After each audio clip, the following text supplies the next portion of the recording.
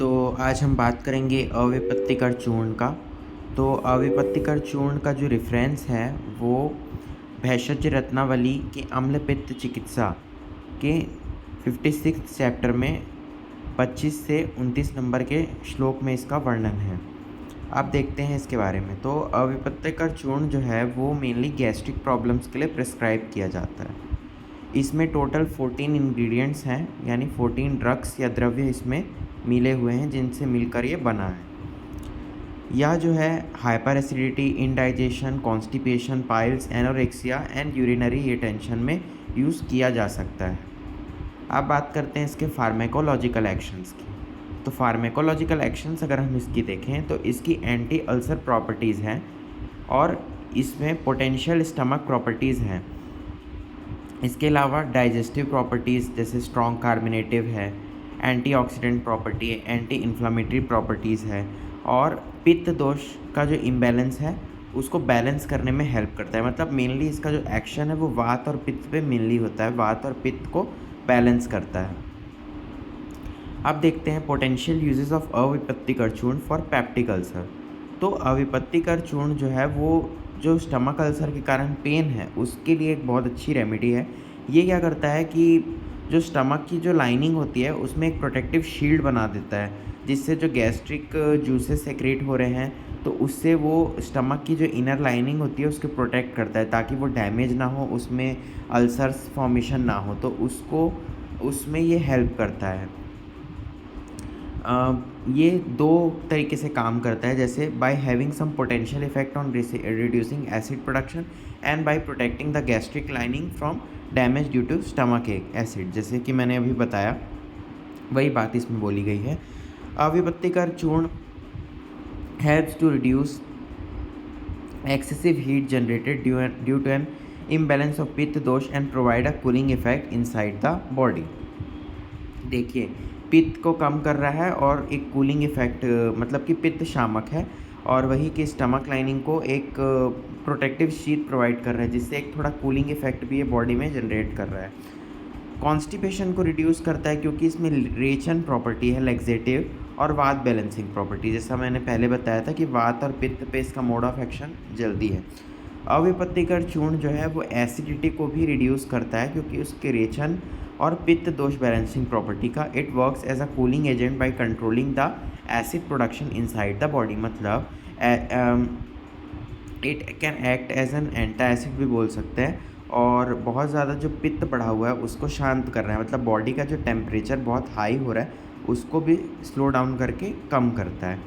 अविपत्तिकर चूर्ण जो है वो एक ओबेसिटी में इसको एक सपोर्टिंग ड्रग के जैसा हम यूज़ कर सकते हैं, क्योंकि इसमें दीपन पाचन प्रॉपर्टी है जो फैट का एक्यूमुलेशन को कम करता है। बोल सकते हैं दीपन पाचन प्रॉपर्टी है तो आम दोष का बनने नहीं देगा, शोथस अवरोध नहीं होगा और रस रक्त आदि का निर्माण सही से होगा, तो बॉडी में जो फैट बन रहा है वो नहीं होगा।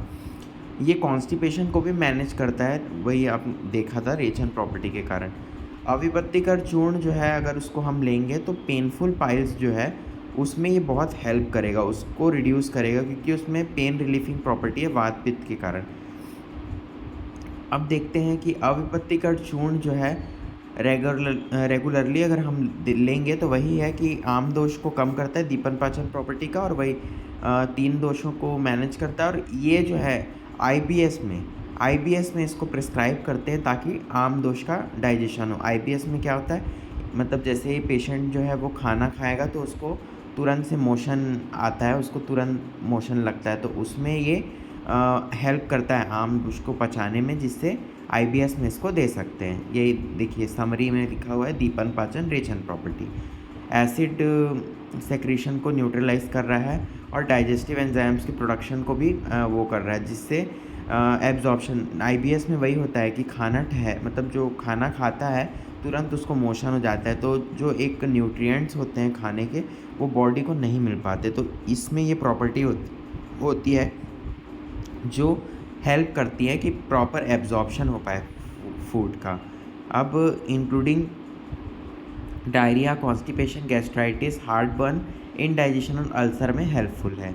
अब इसके मेन जो है कंटेंट्स की बात करते हैं, तो इसमें हरितकी, विभितकी, आम्लकी, मतलब इसमें त्रिफला डला हुआ है। त्रिफला क्या है? एक प्रकार का मृदु विरेचक है। मतलब पेट साफ़ करने के लिए, सामान्य भाषा में अगर कहें तो एक पेट साफ़ करने के लिए जो एक नॉर्मल, जो पहला हम कह सकते हैं कि यूज़ करने वाला जो एक मेडिसिन है वो त्रिफला ही होता है। उसके बाद अगर उससे भी अगर किसी का पेट साफ़ नहीं हो रहा हो तो हम और भी स्ट्रॉन्ग लैक्सेटिव्स रहते हैं उसकी तरफ बढ़ते हैं, बट त्रिफला एक बेसिक लैक्सेटिव कहते हैं। तो इसमें एक लैक्सेटिव आप कह सकते हो डला हुआ है।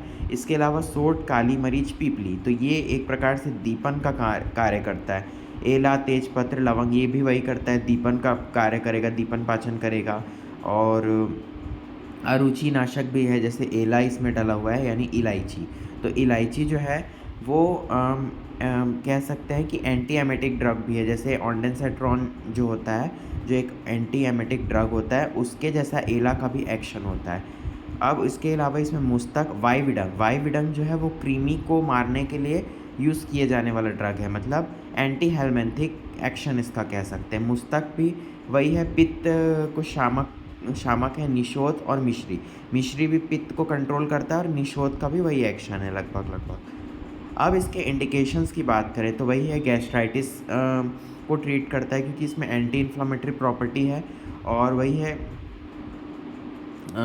जो है नेचुरल हीलिंग प्रॉपर्टीज़ है, जो एसिड को इंटेस्टाइन से बाहर करता है और गट हेल्थ को बूस्ट अप करता है और फर्दर जो प्रॉब्लम्स होते हैं उनसे प्रिवेंट करता है। एंटी इन्फ्लामेटरी प्रॉपर्टी इसमें पाई जाती है क्योंकि इसमें मेनली अगर आप देखोगे तो त्रिफला है, और त्रिफला भी एक प्रकार से, इसका भी कुछ एंटी इन्फ्लामेटरी प्रॉपर्टी है। मान के चलिए दीपन पाचन की जो प्रॉपर्टी है, आम दोष का पाचन कर देता है, तो इन्फ्लामेशन का फॉर्मेशन नहीं होने देता। अगर बॉडी में आम है, कहते हैं कि आम से ही मैक्सिमम रोगों की उत्पत्ति होती है, तो आम नहीं रहेगा तो आगे इन्फ्लामेशन ये सब का फॉर्मेशन नहीं होगा। इनडाइजेशन को क्योर करता है, जैसा कि मैंने बताया कि इसमें जो दीपन पाचन औषधियाँ हैं और त्रिफला है, तो ये जो है हेल्प करता है कि एक हेल्दी पीएच मेंटेन करने में और मेटाबॉलिज्म को स्टिमुलेट करने में। जो एक्सेस प्रोडक्शन हो रहा है एसिड का, मतलब हाइपर एसिडिटी की कंडीशन होना या इनकम्प्लीट ब्रेकडाउन हो रहा है फूड पार्टिकल्स का, मतलब एक पेट फूलना या बोल सकते हैं पेट में दर्द, तो इसको ये, क्योंकि इसमें दीपन पाचन जैसे त्रिफला है, पीपली, ये सब जिसका पीपली का जैसे एनाल्जेसिक इफेक्ट भी रहता है, तो स्टमक पेन में भी हेल्पफुल रहता है, तो इससे ये हेल्प करता है। इसमें मिश्री भी डली हुई है, तो एक्सेस प्रोडक्शन, एसिड का भी जो प्रोडक्शन बहुत हाई हो रहा है उसको भी लो डाउन करता है। और पित्त शामक द्रव्य भी है, जैसे मुस्तक है, एला है, और तो इससे ये जो है काम करता है। इन्फ्लामेशन, जैसा कि पहले एंटीऑक्सीडेंट त्रिफला में आंवला है, जो बहुत, उसमें विटामिन सी और एंटीऑक्सीडेंट जो है वो पाए जाते हैं, जिससे ये जो है रिपेयर जो रहता है, इन्फ्लामेशन हो जाता है या अल्सर हो जाता है, उसके रिपेयर में भी ये हेल्प करता है और पेन और स्वेलिंग को भी कम करने में हेल्प करता है। किडनी हेल्थ को भी इम्प्रूव करता है। यूटीआई इन्फेक्शंस के चांसेस कम करता है और स्टोन को भी देखा गया है कि स्टोन एलिमिनेट करने में भी हेल्पफुल है। ऑक्सीलेट का जो डिपोजिशन है उसको ये नहीं होने देता, कैल्शियम ऑक्सीलेट ये सब जो है इसको नहीं होने देता, इसको ये मतलब यूरिन के थ्रू निकालने में भी हेल्प करता है।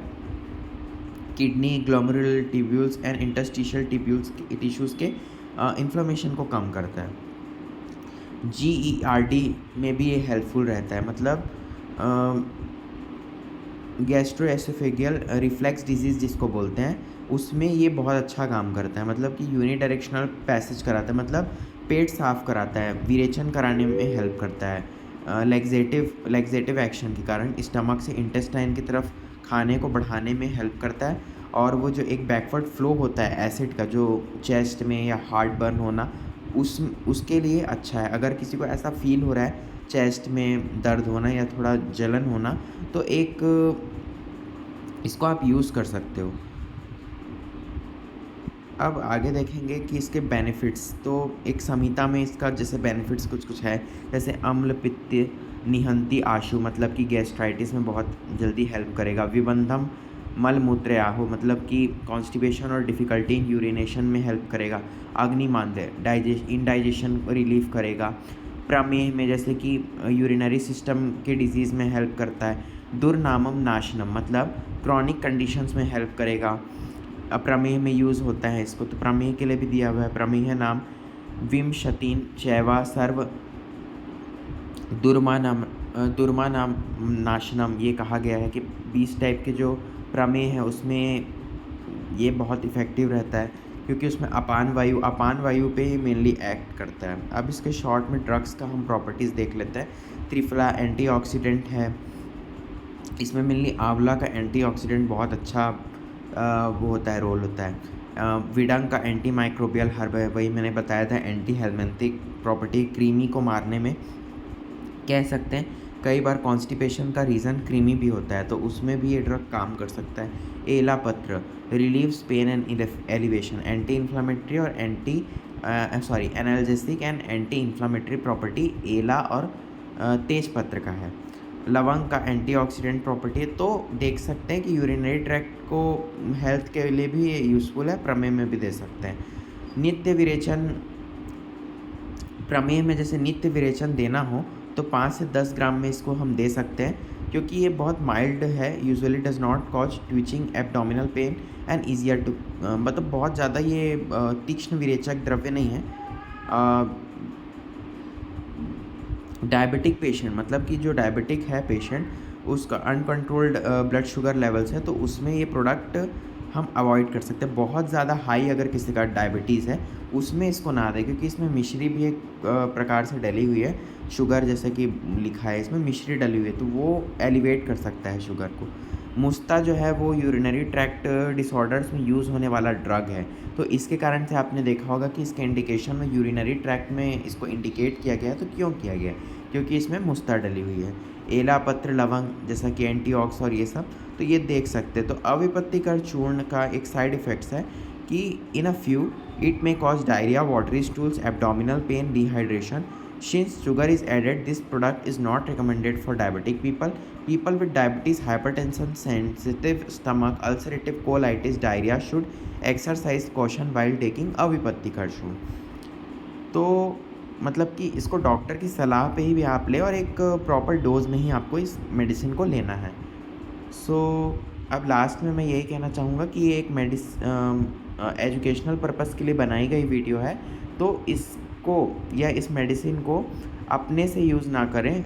कृपया करके डॉक्टर की सलाह पर ही इस मेडिसिन का प्रयोग करें। और अगर आपको ये वीडियो अच्छा लगा है तो please like, share and subscribe to my channel, and share the video as much as you can, and thank you.